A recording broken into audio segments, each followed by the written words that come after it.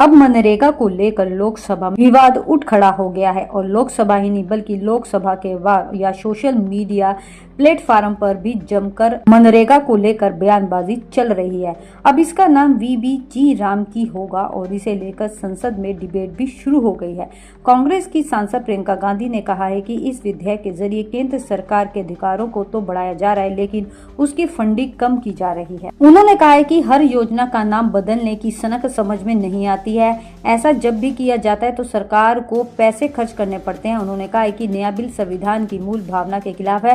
प्रियंका गांधी ने कहा है कि इसमें मजदूरी के दिनों के 100 से 125 दिन करने की बात तो कही गई है लेकिन मानदेय बढ़ाने पर कोई बात नहीं की है। प्रियंका गांधी ने कहा है कि महात्मा गांधी मेरे परिवार के सदस्य नहीं थे लेकिन परिवार के मेंबर जैसे ही थे। उन्होंने कहा है कि किसी एक व्यक्ति की सनक के आधार पर किसी योजना में बदलाव नहीं होना चाहिए।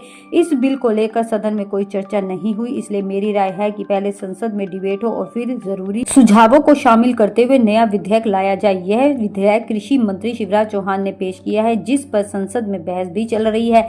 टीएम सांसद राय ने भी योजना के नामांकन को लेकर आपत्ति जाहिर की है। उन्होंने कहा है कि भगवान राम पूजनीय है लेकिन महात्मा गांधी इस वक्त ज्यादा प्रासंगिक हैं। उन्होंने कहा है कि अब जो विधेयक में विपक्ष के कई नेताओं ने मनरेगा में बदलाव को लेकर सरकार पर निशाना साधा है लेकिन प्रियंका गांधी ने ये भी कहा है कि डिबेट पहले जरूरी फिर उसके बाद इसको लेकर बात की जाएगी। आपको ये भी बता दें कि महात्मा गांधी का नाम हटाए जाने पर कांग्रेस महासचिव केसी वेणुगोपाल ने भी तीखा विरोध किया है। उन्होंने कहा है कि शिवराज सिंह चौहान को ऐसे मंत्री के रूप में याद किया जाएगा जिन्होंने महात्मा गांधी का नाम हटा दिया था। ऐसा करना गलत है, अपमानजनक है। वहीं सपा सांसद धर्मेंद्र यादव ने भी कहा है कि स्क्रीन के नाम पर हटाना सीधे तौर पर महात्मा गांधी का अपमान ही है। यदि आपको सीधे तौर पर बताया जाए कि विपक्ष के सभी नेता मनरेगा में बदलाव को लेकर सरकार पर हमलावर हैं